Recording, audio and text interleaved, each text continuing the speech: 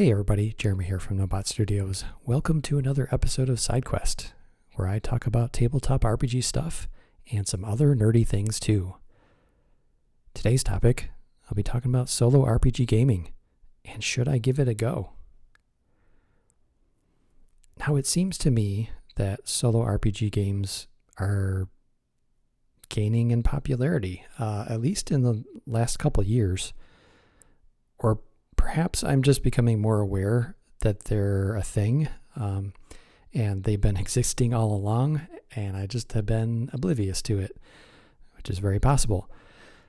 So what I've noticed is there are just quite a few people on YouTube putting out videos for solo game play for RPGs. Some of them are specific to solo games. Other folks play both, solo and with a group. There's folks on Instagram, several servers of Discord cover solo, as well as my own, the Grit server. There's a little channel for solo play, which has gotten some posts as of late. There's also Itch, where I see a lot of solo games being produced by indie designers. A lot of them are just like these little micro solo games. So I'm just seeing a lot of stuff out there for this, and it's piqued my interest, and I think I need to look into it, but I'm not quite sure if I should. I'm sure that some of you would be like, yes, you need to do this, but I do have some barriers, and I think part of it is a little apprehension to try something new, because I've been gaming in groups for so long. That sort of group dynamic and social interaction is so much a part of the hobby for me, and it's just becoming increasingly more that way because I'm getting more and more into this narrative style play. That solo just seems hard to get into, or at least it's my mental barrier to try to move into this space of playing alone with an RPG. So I think one of the first things that is a barrier is time. I have limited time because of work and also because I'm a little indie publisher. I'm trying to finish Grit Galaxies. I'm working on the new revised edition of Grit Fantasy. There are a number of other design projects that I'm working on. I want to do more illustration work. There's just a lot. In addition to the regular game group I have every week. But sometimes we don't meet or because of schedules, and I think maybe it would be a good time to do a solo game at the time where, if something got canceled. So there's a way around it. I would just have to be mindful of having things set up, I think, and ready to go. Another big one is just the emotional side to it. During the pandemic, I went through some serious life changes, and it left me very, very solitary, kind of alienated from everybody. And I did have a lot of RPG stuff that I played online, which was my saving grace. But I also spent a lot of time alone because of the pandemic and just how my life situation was. And I got into solo board gaming, which for a time was great. I did like that, and I actually designed a solo supplement for Carcassonne, which I'm very proud of. I have had the mind to post it online somewhere on Board Game Geek, but I haven't gotten to it. But it works so well that I played over 100 sessions of that. Of course, you could play it pretty quickly. It's 15 minute, per game. But anyway, I was playing a lot of these solo board games, and I got to the point where I was just I'm kind of this is just sad, This is lonely. I'm doing this because I can't game with anyone else, and I miss the time of getting together with my friends in a game group. And for those of you who don't know, I was in board games very heavily for like over a decade, where I was gaming at least once a week, sometimes twice or more. Very involved socially with that group, or groups as it kind of evolved. And so the social part is like a huge thing for me. And so I guess I'm just have this worry that it's this lonely thing. And I know it doesn't have to be, but that's just kind of like the mental barrier that I'm facing now. Like, oh, it's this lonely thing. But I know on the other side of that can be community that I connect with. And that would be community online on Discord, or maybe some kind of YouTube thing. I don't know, but there's a way around that as well. I think the third and last thing I want to mention as a barrier, and this is probably not uncommon, it's simply not knowing how to start, or how, more importantly, how to like present it to the world, or to my, what I'm doing to myself here with what I'm playing through. Like, is this journaling? Am I making just like notes, like bullet point notes? Am I doing like session reports on Discord, or does this become a YouTube thing or a podcast thing?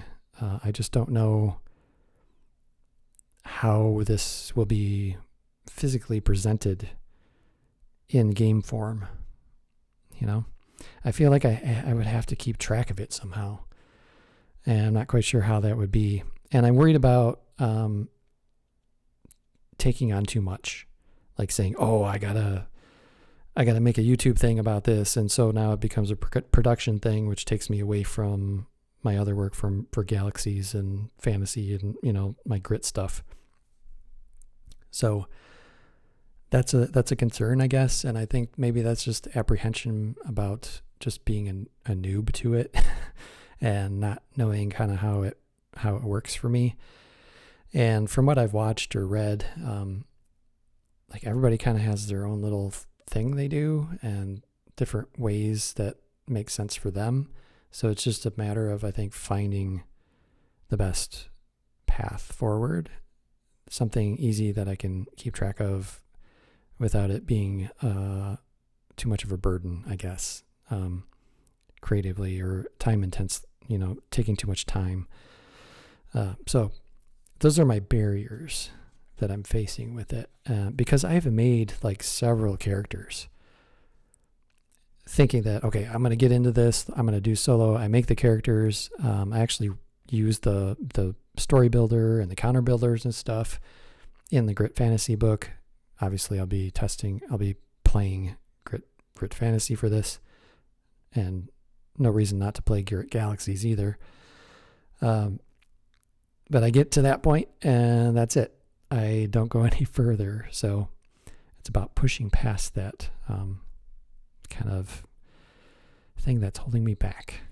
So next thing, why I should go solo? Why should this, why would I do this? I think the first thing is really just curiosity, and that's as a player and also a GM, because you're kind of like both when you're doing it. So like, it's just a new gaming experience. I think that would be positive in understanding the hobby in a different way and having a different perspective on the system that I'm running, and just getting a different, like I said, different experience that I've not had before, which can be probably creatively liberating. So I think that it would probably be a really good thing. What will this lead to? Will I do a deep dive into all kinds of solo games and try them all out? One cool thing about this as a player would be to be part of the solo community, because there is solo community out there. I could see it on my Discord server. So it's just another way to engage with other hobbyists, really, just in a different way. We're not gaming together, but we're gaming and showcasing our sessions and stuff, talking about it. But I think the biggest thing, really, why I would go solo with RPGs is trying it out as a publisher and designer. That's like the biggest positive for me, I think. A biggest focus would be. I admit, I accidentally designed Grit to work well with solo. Virtually everything in the game has a table or is rollable. I did this inadvertently. I did this like intuitively because I wanted everything to be rollable.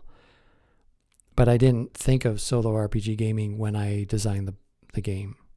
And come to find out later, this could actually really work well in solo. So, and I think a lot of games can be, made to be played solo. But I think Grit, just with all the tables and everything that can be generated randomly, it just fits really well. And I think it can fit better. I am putting in a solo play guideline kind of thing in Grit Galaxies, and I plan to do that in Grit Fantasy Revised Edition. So I feel like I need to know my stuff so that I can produce the best guidelines for those when I publish it. I've made a good educated guess on, kind of what would be helpful. But I think actually playing through the solo sessions would help me understand what I need to do. And I think it may still just be a very small solo section in the core books, but it may become a supplement, like a solo supplement that's added to the core books. So it'd be something that would be, published later. That would give a better, more full explanation of everything, and like tables that are driven specifically for solo gameplay.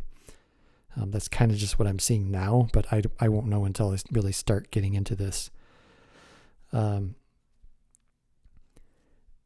And who knows where this will lead? I may get into designing solo specific games.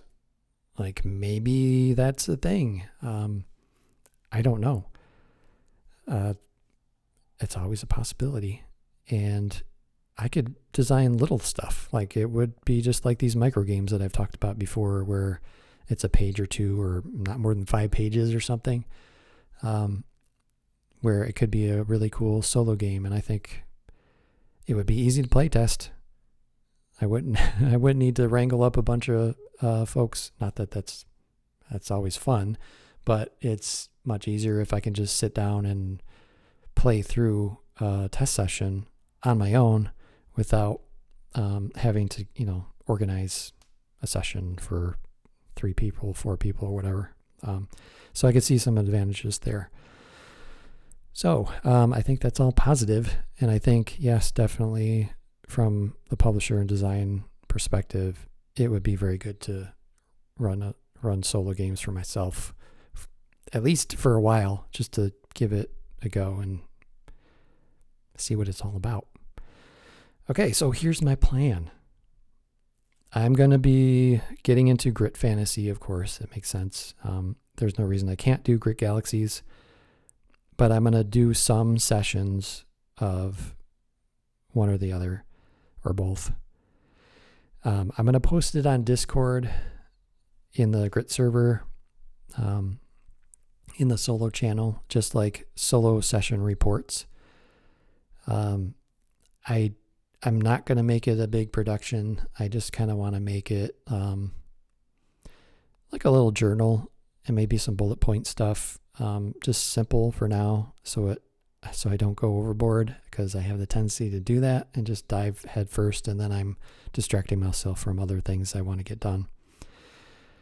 Now, if I really get into this and I really enjoy it, I may consider recording solo sessions on YouTube or some kind of podcast format, because I can see how I could do something really cool with that. And it would be like a real-time gameplay thing. I think that would be interesting to do, because I really like creativity in the moment and being able to come up with story ideas and interactions with characters in the moment. And maybe I just turn the mic on and record this thing as it goes along and record it in small snippets. But that's getting ahead of myself for now. I just need to try out this stuff and get a few sessions in and see how this goes. Yeah, and I'm sure this won't be the last little YouTube video about this. I'll definitely report on what's going on here in SideQuest. So thanks for listening. I appreciate you. And if you're out there solo gaming, please have fun doing so. And if you have any comments about it or encouragement or ideas, please, leave them below in the comments or post something in Discord. Anyway, happy gaming, folks, and keep rolling those dice.